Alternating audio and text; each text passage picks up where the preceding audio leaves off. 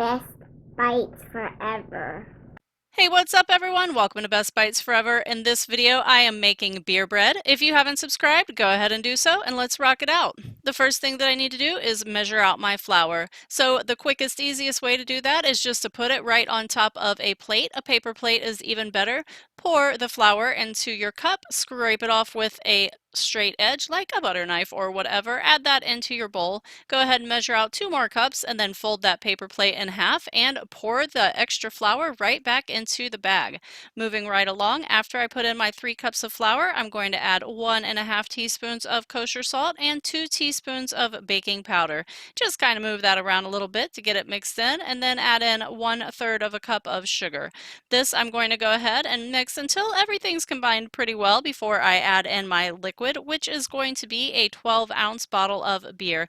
Whatever kind of beer you want to use. I personally like to use an inexpensive beer for this because the really expensive ones, you lose a lot of those kind of little subtle flavors that you paid for. So here in this cup, I have 3/4 of a cup of butter. I'm going to add about a 1/4 cup-ish, doesn't have to be measured perfectly, let's call it a 1/4 cup-ish, into my batter, and I'm going to mix that until it is well combined.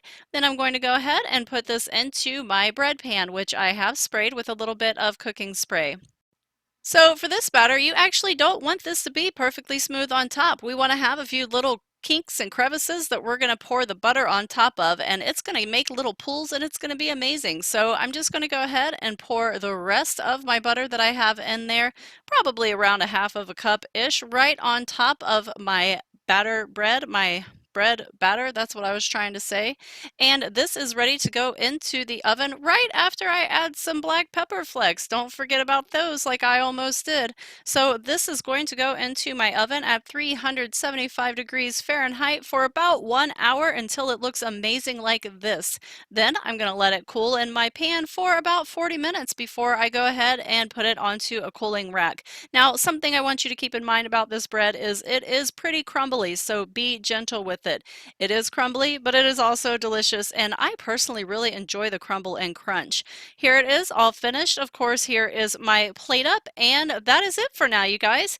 Hey, if you are not already a subscriber, go ahead and click on that subscribe button and be a subscriber now. And if you are one of my subscribers, that's because you're awesome, and I love you, and I will see you in the next video. Happy cooking, everyone! Bestbitesforever.com